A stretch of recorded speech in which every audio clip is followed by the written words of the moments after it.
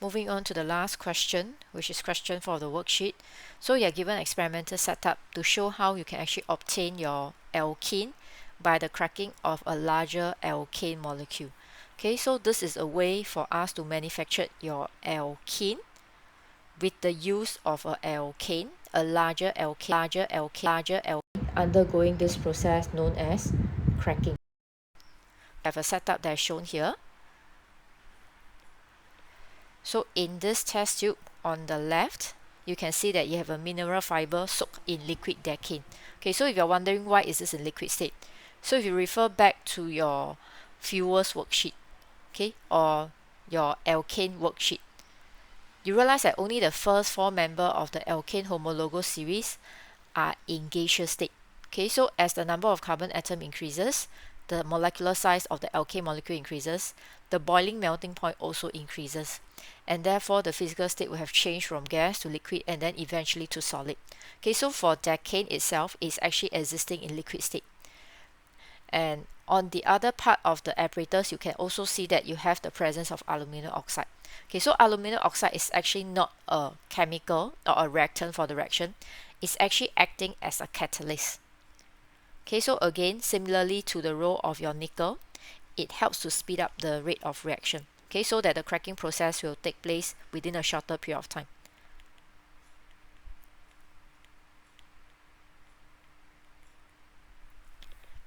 And you also realize that from the diagram, for the reaction to take place, you need to have very strong heating, meaning you need the presence of high temperature in order for the reaction to take place.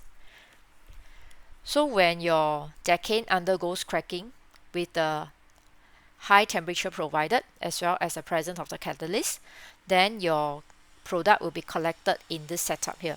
So in this setup here, you can see that this is actually a gas collection method that you've learned in the earlier topic. This method is called displacement over water method.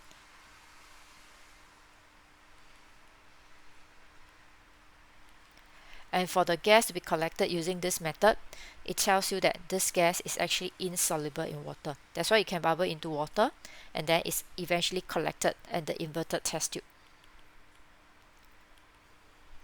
Alright, okay, now let's look at the definition for cracking. So what do you understand by the term cracking? We define it as a process where you break down the long chain hydrocarbon into smaller molecule. Okay, so this long chain hydrocarbon we are looking at is actually your larger alkane molecule.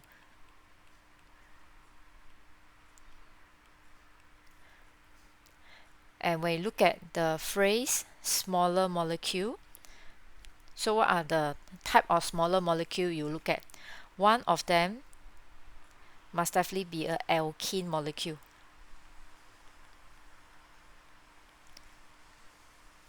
Okay, and you can have the other side product as a smaller alkane molecule, meaning it comprises of a number of carbon atoms, or it's also possible for you to get a hydrogen gas. Alright, now let's move on to look at the condition needed for the reaction to take place. So for cracking to take place, you need to first have a high temperature of 600 degrees Celsius.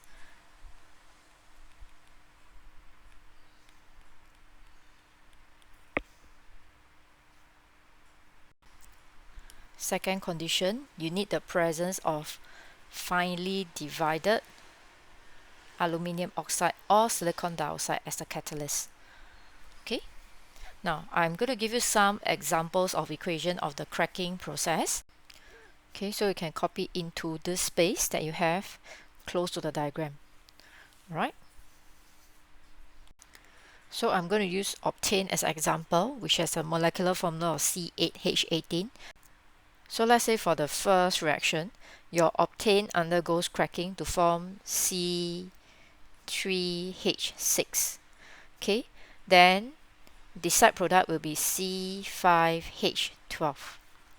So for the second cracking reaction, it can actually undergo cracking to form your C2H4 and maybe another alkene molecule of C C6H12, and the other last product will be your hydrogen gas. Okay, and for the third one, it's also possible to undergo cracking to form the same alkene molecule and another alkane molecule.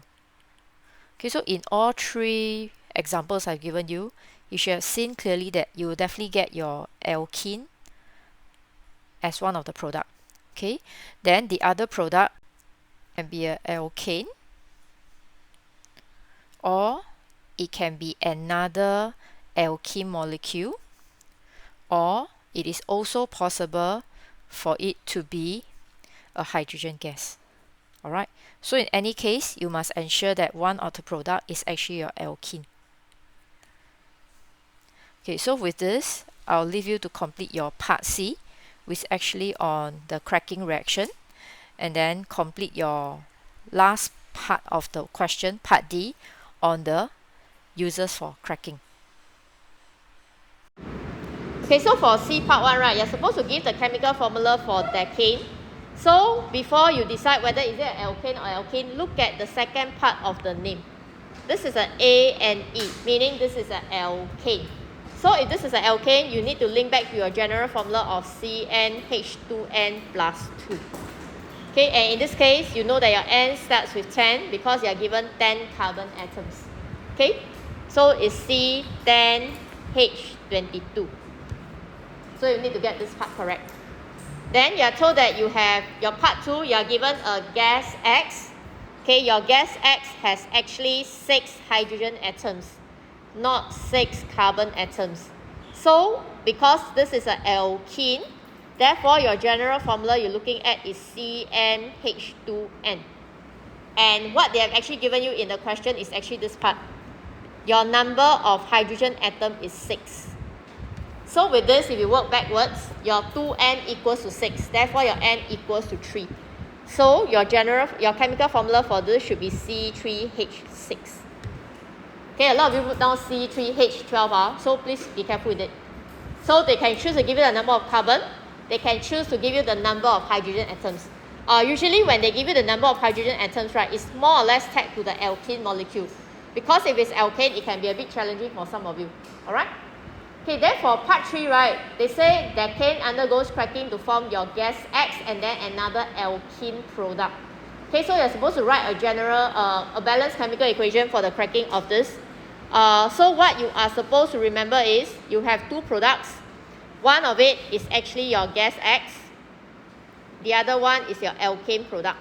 Okay, but I think some of you try to give me other products of cracking, which actually is correct because you have actually understood how cracking works. But if you have information like this, then make sure you should have written down your C10H22, undergo cracking to give you your C2H4, then you have another alkane product. Okay, so what I need to do is just to balance the number of carbon atoms and hydrogen atoms on both sides of the equation. So I end up with C8H18. Okay, and I think some of you actually gave me this. You gave me 2 molecules of ethane. Then over here you end up with your C6H14. Okay, so I think I have different combination of answers which I marked all of you correct. So you need to take note. If the question never specify, then yes, you have a whole list of answer. But most of the time they want to control the different choice of answer, right? They'll tell you what they want in the equation. So you just have to balance it. Do not write in state symbol for cracking process. Because as the number of carbon atom increases, some of the molecule will actually change into liquid state. And if you don't know them, don't bother writing. Unless they tell you that you form a liquid alkene, a solid alkane, then yes, you write in the state symbol. If not, do not write. Same thing, the molecule that undergoes cracking can be in solid state, it can be in liquid state. Okay, so do not write in the state symbol in this case if you are not sure of it. Okay? Okay, then last part on the uses for cracking. Change, This one should be your... Okay, wait, let me change this. This one should be your C3H6. Okay, I need to change the whole thing. Thank you. C3H6. Sorry, your X is C3H6. So the other product will be your C7H14. Not H14, 16. 16. Okay? So for those of you who actually end up with 2 of your C3H6, then you end up with your C4H10. Okay? Okay, make the change, Make the change. Can you fill up? Yeah, I think there's quite a number of errors in your answers. This is the last part. 3 reasons why cracking is important. Okay, so some of you have answers that's not completed. If not, your answer doesn't even fit the blank. It doesn't make sense. Okay, so for the first reaction, right, cracking is used to produce short chain alkane. This is your A and E at the back. Okay, this is your A and E at the back. And why do you need to form short chain? Well, I've missed out a word. Is to form.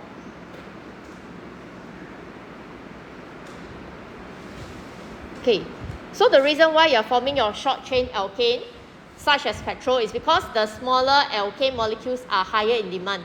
They are commonly used as fuels for vehicles. So if you don't have the fuels, your vehicles cannot run. Therefore, the need to crack the larger alkane molecule into the smaller one that's actually more useful. And most of the time, instead of telling them they are more useful, tell them because they are in higher demand.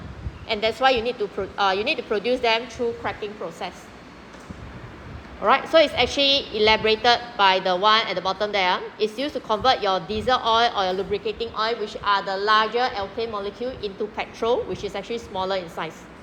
Okay, cracking can also be used to produce your alkene. So that's why you need to take note. Short chain alkene, things like your ethene, things like your propane. Okay, why? So that's why you link back to your addition polymerization concept later. They're actually used as starting materials to make your plastic. Plastic is an addition polymer. Okay, plastic is an addition polymer. And you know that we rely highly on plastic to make things like your plastic pails, your plastic bag, your clean wrap, okay, even the plastic bottle. Ethanol over here is just your alcohol.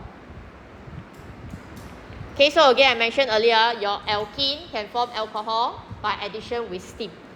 Okay, so these are the 2 main things you look at. Okay, then the last one, right, cracking can actually produce your hydrogen as well as the side product. Okay, why is hydrogen important? Hydrogen is actually an important raw material to make ammonia in Haber process. You do not study Haber process because it's not in your syllabus. What I need you to know is hydrogen is a reactant. That's why they call it the raw material to make ammonia. That's it. Ammonia is then used to make fertilizer.